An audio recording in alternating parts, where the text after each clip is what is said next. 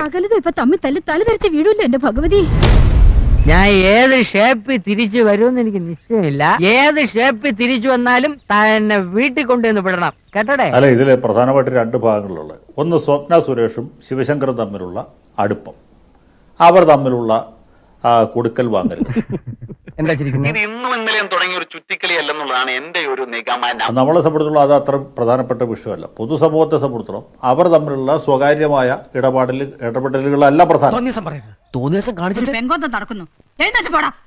ലോകത്താരും ചെയ്യാത്ത കാര്യമാണോ ഞങ്ങൾ ചെയ്തത്? നേരെ മറിച്ച് ഇത് പൊതുസമൂഹത്തെ ബാധിക്കുന്ന ഒരു പ്രധാനപ്പെട്ട വിഷയമുണ്ട്. അതെന്താണ്?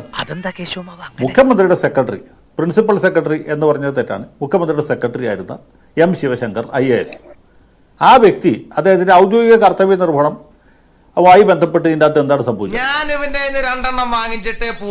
ഇവിടെ മുഖ്യമന്ത്രിയുടെ സെക്രട്ടറി ആയിരുന്ന ശിവശങ്കർ അദ്ദേഹത്തിന്റെ ഔദ്യോഗിക പദവി ദുരുപയോഗം ചെയ്തു. ആ കാര്യത്തിൽ ആർക്കും ഒരു സംശയത്തിന് അവകാശം ഉണ്ടാവുമല്ലോ. റജി ലൂക്കോസിനും ആ കാര്യത്തിൽ തർക്കം പറയാൻ കഴിയില്ല. മുഖ്യമന്ത്രി വിശ്വസിച്ച് ഒരു സ്ഥാനത്തിരുത്തിയ ആൾ വെറും ഒരാളല്ല. എം ശിവശങ്കർ IAS എന്ന് പറഞ്ഞാൽ ഞാൻ അദ്ദേഹത്തെ ഡയർ ഡബിൾ ശിവശങ്കർ എന്നാണ് വിളിച്ചത്. ഈ നാട്ടിലെ ദൈവവും ജഗത്താനും ഒക്കെ ഈ സ്പ്രിംഗ്ലർ ഇടപാട് ഓർമ്മയില്ലേ? അദ്ദേഹം നിയമവകുപ്പിന്റെ ഉപദേശം തേടിയില്ല, അഡ്വക്കേറ്റ് ജനറലിനോട് ചോദിച്ചില്ല, ആരോഗ്യവകുപ്പിലെ ഉദ്യോഗസ്ഥന്മാർ ആരും അറിഞ്ഞില്ല. ഇതിന്റെ ഇടയിലായി പോയി. ഞാൻ ഇതിൽ നിന്ന് എങ്ങനെയെങ്കിലും ഒന്ന് ഊരിക്കോട്ടെ. IT സെക്രട്ടറി എന്ന പദവി മാത്രം ഉപയോഗിച്ച് ഇദ്ദേഹം സ്പ്രിംഗ്ലർ എന്ന് പറഞ്ഞൊരു വിദേശ സ്ഥാപനവുമായിട്ട് ഒരു കരാറുണ്ടാക്കി. ആ കരാറിലെ വ്യവസ്ഥകളൊക്കെ വളരെ വിചിത്രമാണ്. ഇതിൽ ആർക്കെങ്കിലും സ്വകാര്യത നഷ്ടപ്പെടുകയാണെങ്കിൽ നമുക്ക് ന്യൂയോർക്കിൽ പോയി കേസ് കൊടുക്കാം എന്ന വ്യവസ്ഥ വരെയുണ്ട്. ഇങ്ങനെ ഒരു വ്യവസ്ഥയോടുകൂടിയ ഒരു കരാറുണ്ടാക്കാൻ കേരളത്തിൽ ഇന്ന തീയതി വരെ ഏതെങ്കിലും ഒരു IAS ഉദ്യോഗസ്ഥനോ അല്ലെങ്കിൽ വേറെ ഏതെങ്കിലും ഉദ്യോഗസ്ഥനോ ധൈര്യം വന്നിട്ടുണ്ടോ? ധൈര്യം വരില്ല. കാരണം ഓഫീസ് പ്രൊസീജിയർ എന്ന് പറഞ്ഞൊരു സാധനമുണ്ട്. റജി ലൂക്കോസിന് അറിയാവുന്ന എനിക്കറിയാം. ഇവിടെ ശിവശങ്കറിന് ഇങ്ങനെ ഒരു കരാർ എങ്ങനെ ധൈര്യപ്പെട്ടുണ്ടാക്കി? അതിന്റെ കാരണം വ്യക്തമാണ്. അദ്ദേഹത്തിന് മുഖ്യമന്ത്രിയുടെ കൈവപ്പ് ഉണ്ടായിരുന്നു. എന്നെ സംശയിക്കരുത്. അങ്ങനെ കൈവപ്പുള്ള ഒരു ഉദ്യോഗസ്ഥനായി എന്ന് മാത്രമല്ല, ഇത് പുറത്തു വന്നപ്പോൾ അദ്ദേഹം എല്ലാ ചാനലിലും പോയിട്ട് അദ്ദേഹം ഇത് വിശദീകരിച്ചു. സ്പ്രിംഗ്ലർ കരാർ എങ്ങനെ രാജ്യത്തിന് ഗുണകരമായി എന്ന കാര്യം. നമ്മുടെ രാജ്യം ഇങ്ങനെയായി പോയല്ലോ. നിങ്ങൾ ഏതെങ്കിലും ഒരു IAS ഉദ്യോഗസ്ഥൻ ചാനലിൽ പോയി വിശദീകരിക്കുന്നത് കണ്ടിട്ടുണ്ടോ? ഞാൻ കണ്ടിട്ടുണ്ട്. അവനവന്റെ യോഗ്യതയ്ക്കനുസരിച്ച് വേണം വേഷം. അവിടെ കൊണ്ടും കഴിഞ്ഞില്ല. ഈ കാര്യത്തിൽ CPI സംസ്ഥാന സെക്രട്ടറി നിശിതമായി വിമർശിച്ചപ്പോൾ അത് MN സ്മാരകത്തിൽ പോയി. എന്തിനാ? ഇതെന്റെ പ്രസ്റ്റീജിന്റെ പ്രശ്നമാണ്. എവിടെ വെച്ച് വേണേലും ചേട്ടനെ തെറി പറഞ്ഞു. ഇവിടെ എനിക്കൊരു പ്രത്യേക സ്റ്റാറ്റസ്. MN സ്മാരകത്തിൽ പോയി കാനൻ രാജേന്ദ്രനെ കണ്ട് കാര്യങ്ങൾ വിശദീകരിക്കാൻ ശ്രമിച്ചു. രാവിലെ തന്നെ കാല് വാരിയല്ല, ഞാൻ സാഷ്ടാംഗ പ്രണാമം നടത്തിക്കൊണ്ടിരിക്കുക. അങ്ങനെ ഇടതുപക്ഷ ജനാധിപത്യ മുന്നണി കൺവീനറുടെ ജോലി വരെ ചെയ്ത ഒരു ഉദ്യോഗസ്ഥനാണ് സാക്ഷാൽ ശിവശങ്കരൻ. ലേശം ഓവറായൊന്നൊരു സംശയം. ഇല്ലെങ്കിൽ ഇല്ലെന്ന് പറഞ്ഞിട്ട് റജി ലൂക്കോസ് പറയട്ടെ. കാനൻ രാജേന്ദ്രന്റെ MN സ്മാരകത്തിൽ പോയി കണ്ട, അല്ലെങ്കിൽ വെളിയം ഭാർഗവനെയോ PKVയോ പോയി കണ്ട ഏതെങ്കിലും ഒരു IAS ഉദ്യോഗസ്ഥൻ കേരള ചരിത്രത്തിൽ ഉണ്ടായിട്ടോ? ആ ജോലി വരെ ചെയ്ത ഒരാളാണ് ശിവശങ്കരൻ. അങ്ങനെയുള്ള ശിവശങ്കരനാണ് സ്വപ്നയുമായിട്ട് വഴിവിട്ട ബന്ധമുണ്ടായത്. വഴിവിട്ട ബന്ധമല്ല പ്രശ്നം, അത് അവർ തമ്മിൽ വ്യക്തിപരമായിട്ടുള്ള കാര്യം. അങ്ങനെ പറയരുത് സാർ. അവരൊരു ആദർശത്തിന്റെ പേരിൽ അവർ തമ്മിൽ ഉള്ള വ്യക്തിപരമായ ബന്ധത്തിന്റെ തുടർച്ച എന്ന രീതിയിൽ UAE കോൺസുലേറ്റ് വഴിക്ക് സ്വർണ്ണക്കള്ളക്കടത്ത് നടത്തുന്നവർ ഇയാൾക്ക് അറിയാമായിരുന്നു. ഈ ശിവശങ്കരൻ അറിയാമായിരുന്നു. ഒടുവിൽ കുറ്റസമ്മതം നടത്തി അല്ലേ? അത് അറിഞ്ഞുകൊണ്ട് അയാൾ അതിന് ഒത്താശ ചെയ്തു. സ്വപ്ന സുരേഷ് നടത്തുന്ന വഴിവിട്ട പ്രവൃത്തികൾക്ക് ഇയാൾ സഹായം ചെയ്തു. സ്വപ്ന സുരേഷിന് യോഗ്യതയില്ലെന്ന കാര്യം വേറെ ആരെക്കളന്നായിട്ട് ശിവശങ്കരൻ അറിയായിരുന്നു. കേട്ടതൊക്കെ ശരിയാണോ? ഞാൻ കേട്ടതൊക്കെ ശരിയാണോ? വ്യാജ സർട്ടിഫിക്കറ്റിന്റെ പുറത്ത് അവർക്ക് ജോലി വാങ്ങിച്ചു കൊടുത്തത് ശിവശങ്കരനാണ്. എന്തുകൊണ്ട്? മുഖ്യമന്ത്രിയുടെ സെക്രട്ടറി എന്ന അധികാര ദുരുപയോഗം ചെയ്തുകൊണ്ട്. തന്റെ മുഖത്തൊണ്ട് ലക്ഷണം താൻ ഈ തൊഴിലിന് പറ്റിയവനല്ല. പിണറായി വിജയനും ഇതിന്റെ ഉത്തരവാദിത്തത്തിൽ ഒഴിഞ്ഞു പറയാൻ പറ്റില്ല. കാരണം എന്താ? എത്രയോ സത്യസന്ധരായ ഉദ്യോഗസ്ഥന്മാരുണ്ട് സെക്രട്ടേറിയറ്റിൽ. അവരെ ആരെയും നിയമിക്കാതെ ഈ കൊളരുതാത്തവനെ നിയമിച്ചതിന്റെ ഉത്തരവാദിത്തം ആർക്കാ? IASകാർ ഡയറക്റ്റ് IASൽ വന്ന ആൾക്കാരില്ല. IAS റാങ്ക് പഠിച്ച് വന്ന ആൾക്കാരുണ്ട്. അവരെ ആരെയും നിയമിക്കാതെ ഇതുപോലെ കളങ്കിതനായ ഒരു വ്യക്തിയെ അവിടെ നിയമിച്ചു. എന്റെ സകല രഹസ്യങ്ങൾ അറിഞ്ഞുകൊണ്ടാണ് എന്റെ വരവ്. എന്നെ അത്ര എളുപ്പം പറഞ്ഞു വിടാൻ നോക്കണ്ട. മുഖ്യമന്ത്രി ആദ്യം അത് സ്വയർ ചെയ്തപ്പോൾ തന്നെ പറഞ്ഞൊരു കാര്യമുണ്ട്. എന്റെ പേര് പറഞ്ഞ് പല അവതാരങ്ങളും വരും. ഏറ്റവും വലിയ അവതാരം അദ്ദേഹത്തിന്റെ ആഫീസിൽ അദ്ദേഹത്തിന്റെ തൊട്ടടുത്ത കസേരയാണ് ഇത്.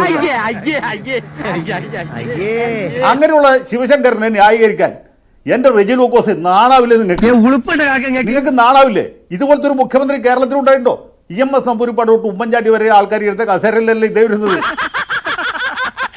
അവർ ആരെങ്കിലും സെക്രട്ടറിമാർ ഇതുപോലത്തെ ഊളത്തരം കാണിച്ചിട്ടുണ്ടോ? ഊളത്തരം എന്നല്ലാതെ വേറെ മലയാളത്തിൽ ഇതിന് വാക്കുണ്ടോ? അവൻ അങ്ങനെ വിളിച്ചോ? എന്നിട്ട് താമം ചെയ്തു.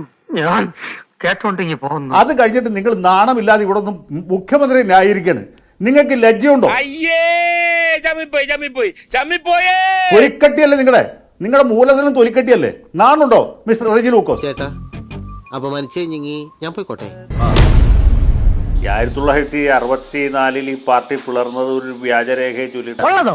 ഉള്ളതോന്നോ അവൻ പിന്നെ കള്ളം പറയൂ. അതായത് മീററ്റ് ഗൂഢാലോചന കേസിൽ പ്രതിയായിരുന്ന എസ്.എ. ഡാങ്കെ ബ്രിട്ടീഷ് ഭരണാധികാരികളോട് മാപ്പ് ചോദിച്ചുകൊണ്ട് ഒരു കത്തെഴുതി കൊടുത്തു എന്ന് പറഞ്ഞൊരു വ്യാജരേഖ. എന്നിട്ട് ആ രേഖയുടെ അടിസ്ഥാനത്തിൽ സഖാവ് ഡാങ്കെ ബ്രിട്ടീഷുകാരോട് മാപ്പ് ചോദിച്ചു എന്ന് കൊണ്ട് എഴുതി എന്ന് ഇവർ പറയുന്ന ഒരു രേഖ ഉണ്ടായി. എളുപ്പല്ലോ ഈ ആദ്യം ഓരോ സാധനങ്ങൾ കിട്ടാൻ. ആ രേഖയുടെ അടിസ്ഥാനത്തിൽ പാർട്ടിക്കകത്ത് തർക്കമുണ്ടാക്കി, വിഭാഗീയത ഉണ്ടാക്കി, പാർട്ടി രണ്ടായി പിളർത്തിയ ആളുകളാണ്. അപ്പോൾ വ്യാജരേഖയിൽ നിന്ന് ഉത്ഭവിച്ച പാർട്ടിയാണ് RDPയുടെ തൊലി ഇരിക്കുകയാണ് ഉത്തമ. സഹിക്കല്ലാതെ എന്ത് ചെയ്യാം? ആ പാർട്ടിയെ സംബന്ധിച്ചിടത്തോളം വ്യാജരേഖ ഉണ്ടാക്കുക, അല്ലെങ്കിൽ വ്യാജരേഖയെക്കുറിച്ച് വ്യാജമായിട്ട് ആരോപണം ഉണ്ടാക്കുക എന്നൊന്നും പറഞ്ഞത് ഒരു പുതുമയുള്ള കാര്യമാണ്. കളിയാക്കിയതാണെന്ന് എനിക്ക് മനസ്സിലായി. അത്രയും വിവരമൊക്കെ നിനക്ക് വച്ചു അല്ലേ? മലയാള മനോരമ പത്രത്തിനെതിരായിട്ടല്ല, മനോരമ പത്രാധിപരുടേതായ ഒരു കത്ത് ദേശാഭിമാനിയിൽ പ്രസിദ്ധീകരിച്ചു. ആ കത്തിനെ കുറിച്ച് അത് തന്നെ വളരെ രസമായിരുന്നു. നല്ല സാമാന്യ വിജ്ഞാനമുള്ള ഒരുത്തനാണുള്ളത്. പാർട്ടി എന്നാണ് മനോരമ സ്ഥിരമായിട്ട് എഴുതുന്നത്.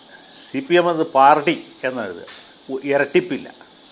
അതുപോലെ CPM-നെ സംബന്ധിച്ചുള്ള ഒരിക്കലും CPM എന്നവർ ഒരിക്കലും എഴുതില്ല, CPI ബ്രാക്കറ്റിൽ EM. വിദ്യാഭ്യാസമുള്ള ഒരുത്തനും നമ്മളെ പാർട്ടിയിലില്ലേ? മനോരമ പത്രാധിപരുടേതായിട്ട് ഇവരുണ്ടാക്കിയ വ്യാജക്കത്തിൽ CPM-നെ കുറിച്ച് എല്ലാ സ്ഥലത്തും സൂചിപ്പിച്ചിട്ടുള്ള CPI ബ്രാക്കറ്റിൽ EM എന്നും, പാർട്ടി എന്നുള്ള സ്ഥലത്ത് പാർട്ടി എന്നും. ഒരബദ്ധം എല്ലാവർക്കും പറ്റും സാർ, ഞങ്ങൾക്ക് ഒരു ചാൻസ് കൂടെ തന്നൂടെ? അതൊരു കൃത്യമായിട്ട് ദേശാഭിമാനിയുടെ സ്റ്റൈൽ ബുക്ക് വെച്ച് ദേശാഭിമാനിലെ അതോ ധീര സഖാവ് തയ്യാറാക്കിയ ഒരു കത്തായിരുന്നു. ആ കത്ത് തയ്യാറാക്കിയ ആളിന്നിപ്പോൾ ഏതാണ്ട് ചീഫ് സെക്രട്ടറിയുടെ റാങ്കിലല്ല, അതിലല്പം താഴ്ന്ന റാങ്കിൽ സർക്കാർ ജീവനക്കാരനായിട്ട് ഇരിക്കുകയും വലിയ ശമ്പളം പറ്റുകയും ചെയ്തു. ഇതാണ് നമ്മുടെ നാടിന്റെ ശാപം. ഗാന്ധിജി വിഭാവനം ചെയ്ത ഇന്ത്യ ഇനിയും എത്രയോ ദൂരെ. ആളാരെന്നുള്ളത് എല്ലാ ആളുകൾക്കും അറിയാം. അത്രയ്ക്കായോ? നീ നോക്കിക്കോളാ, ഇനി ഒരു നിമിഷം ഞാനിവിടെ നിൽക്കത്തില്ല. ആ രീതിയിലുള്ള നിഗ്രഹാനുഗ്രഹ ശക്തികളോടുകൂടി അദ്ദേഹം ഇപ്പോഴും മുഖ്യമന്ത്രിയുടെ പ്രധാന വേതാളമായിട്ട് CM-ന്റെ ഓഫീസിലുണ്ട്. ഞങ്ങൾ അസ്വസ്ഥരാണ്. ഈ വ്യവസ്ഥിതിയിൽ ഞങ്ങൾക്ക് വിശ്വാസമില്ല. ഇങ്ങനെയൊക്കെയുള്ള തമാശകൾ അവരെ സംബന്ധിച്ചുള്ള പുതുമയുള്ള കാര്യമല്ല. കൂടുതൽ എന്നെ നാറ്റിക്കാൻ വെളുക്കാൻ തേച്ചത് പാട്ടായി അല്ല പാണ്ടായി. ഒരു 6 ഇഞ്ച് നീങ്ങി ഒരു ചുവന്ന സ്വിച്ച് കാണുന്നുണ്ടോ? കാണുന്നുണ്ട്.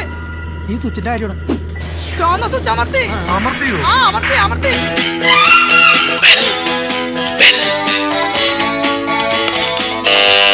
Thank you.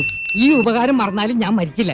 ഇതൊക്കെ എന്ത് അപ്പോ നാളെ നേരത്തെ തന്നെ ഇങ്ങോട്ട് എത്തണം കേട്ടോ? ശരി.